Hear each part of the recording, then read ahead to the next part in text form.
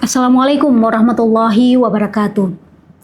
Rekan-rekan sekalian, pernahkah rekan-rekan merasa sebagai seorang leader, baik itu tim leader, asisten manajer, atau pemimpin di atasnya, dituntut untuk selalu serba bisa, mampu memberikan solusi yang paling tepat dan cepat, dan memberikan jawaban atas segala pertanyaan dari tim kita.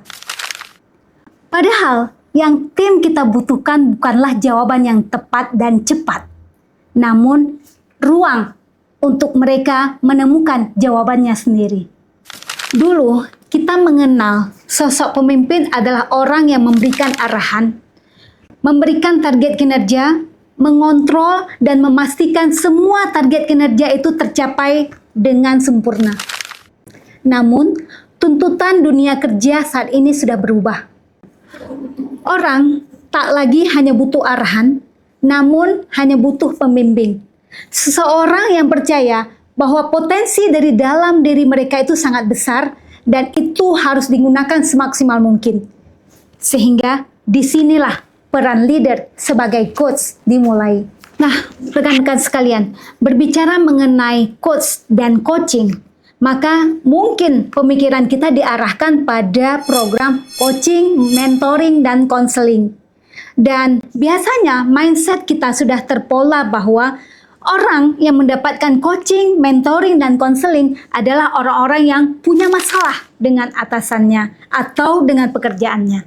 Nah, berbicara mengenai program coaching di sini adalah suatu program di mana para karyawan digali potensinya untuk tumbuh dan lebih meningkatkan kompetensinya sehingga sesuai dengan harapannya dan sesuai dengan harapan perusahaan. Karena sejatinya coaching bukan tentang memberitahu, namun tentang mempercayai bahwa seseorang punya kemampuan untuk tumbuh dan belajar dan terus berkembang. Nah, rekan sekalian, mengapa proses coaching ini penting? Hal ini sesuai dengan Harvard Business Review, di mana menunjukkan bahwa karyawan yang mendapatkan coaching, maka kompetensi individu dan profesionalnya meningkat 70% dan kepercayaan dirinya meningkat 80%. Coba bayangkan kalau setiap pemimpin mulai menggali secara lebih mendalam, bertanya dengan tulus, dan rasa ingin tahu, maka yang kita dapatkan bukan hanya tercapainya kinerja secara maksimal, namun kita juga telah mempersiapkan para pemimpin-pemimpin berikutnya karena kompetensi para karyawan terus meningkat. Di sini kita berbicara tentang bukan menjadi yang paling hebat, tapi tentang membuat orang lain juga bisa merasa menjadi lebih hebat. Apa sebenarnya kompetensi yang harus dimiliki oleh seorang leader jika ingin berperan sebagai coach? Sesuai dengan International Coach Federation menyebutkan bahwa terdapat sedikitnya 8 kompetensi yang harus dimiliki oleh seorang coach. Yang pertama, menampilkan perilaku yang sesuai dengan etika. Ini artinya seorang pemimpin harus mampu bertindak profesional, berinteraksi dengan bawahannya secara profesional, jujur, dan juga berusaha untuk terus menggali potensi-potensi apa yang dimiliki oleh seorang bawahan. Kemudian mewujudkan pola pikir coaching. Nah, seorang leader tidak serta-merta memberikan arahan, namun seorang leader menggali hal-hal yang memang diinginkan oleh seorang bawahan, seorang stafnya, sehingga potensi-potensi yang selama ini mungkin terpendam akan bisa terlihat dan digunakan dan terus meningkat dari seorang bawahan. Kemudian menetapkan dan menjaga kesepakatan. Artinya, manakala seorang leader ingin berdiskusi dan juga memberikan konsultasinya kepada bawahan, maka dia atau mereka menetapkan kesepakatan. Topik apa yang akan mereka bahas dan hal apa yang ingin digali dari seorang bawahan. Nah, di sini mereka akan mencoba untuk terus komit terkait dengan hal apa yang didiskusikan dan komitmen apa yang akan direncanakan dan dilaksanakan secara konsisten oleh stafnya atau bawahannya. Kemudian menumbuhkan rasa kepercayaan dan rasa aman. Ini artinya setiap apa yang dibicarakan antara bawahan dan atasan harus bisa dijaga kerahasiaannya sehingga si bawahan merasa aman manakala berinteraksi atau berkomunikasi dengan atasannya, maka apa yang mereka diskusikan tidak akan sampai keluar atau ke pihak lain selain atasan dan bawahan.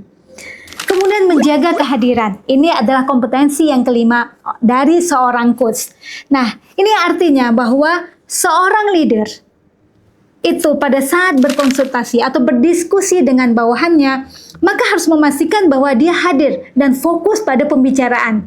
Sehingga bawahan merasa nyaman dalam berdiskusi, menyampaikan ide-idenya, dan menggali potensi dirinya, sehingga dia juga akan terus berkomitmen atas apa yang dia sampaikan.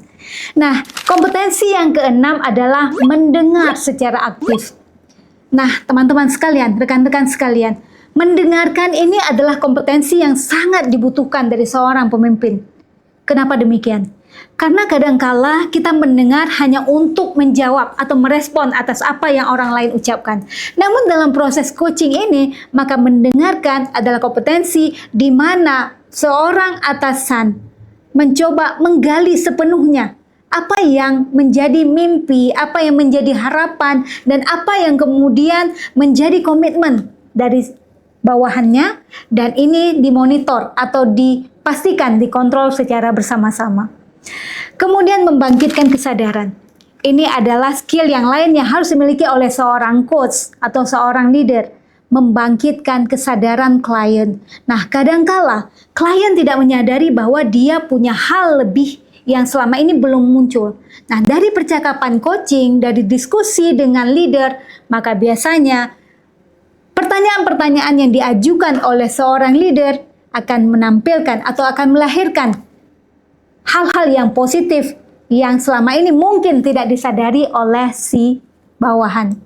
Nah, kompetensi yang terakhir adalah memfasilitasi pertumbuhan klien.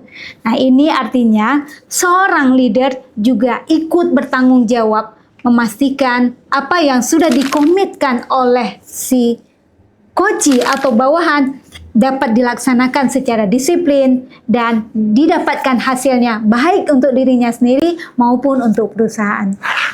Jadi apa yang didapatkan dari proses coaching antara bawahan dan atasan? Tentunya dalam proses interaksi antara atasan dan bawahan ini akan ada saling menghargai, respect satu sama lain antara atasan dan bawahan, di mana atasan merasa bahwa apa yang mereka sudah diskusikan kemudian dilaksanakan oleh bawahannya, dan bawahannya pun merasa berbahagia karena apa yang ingin dia sampaikan didengarkan oleh atasannya, sehingga terciptalah suasana kerja yang lebih nyaman, lebih kondusif, dan lebih memungkinkan untuk memaksimalkan potensi masing-masing. Kemudian integrity. Ini artinya dalam proses tersebut terdapat interaksi yang memang saling jujur, interaksi yang saling percaya satu sama lain, sehingga integrity ini bisa membuat apa yang ingin didapatkan oleh bawahan dan juga atasan bisa didapatkan secara bersama-sama. Kemudian juga creative process dan continuous learning. Nah, harus kita pahami bersama bahwa terdapat kesetaraan dalam proses coaching antara coach dan coachee, sehingga yang dimaksud creative process dan juga continuous learning, kedua belah pihak pastinya akan mendapat proses belajar dan proses kreatif, sehingga mereka bisa mendapatkan insight-insight baru dari interaksi yang dilaksanakan secara bersama-sama. Dan terakhir adalah menggali human potensial, karena tentunya setiap manusia itu adalah luar biasa, setiap manusia punya potensi, maka pada saat atau dalam melakukan interaksi ini akan banyak tergali potensi-potensi yang mungkin sebelumnya tidak pernah diketahui oleh satu sama lain. Jadi mari kita bertanya pada diri kita masing-masing.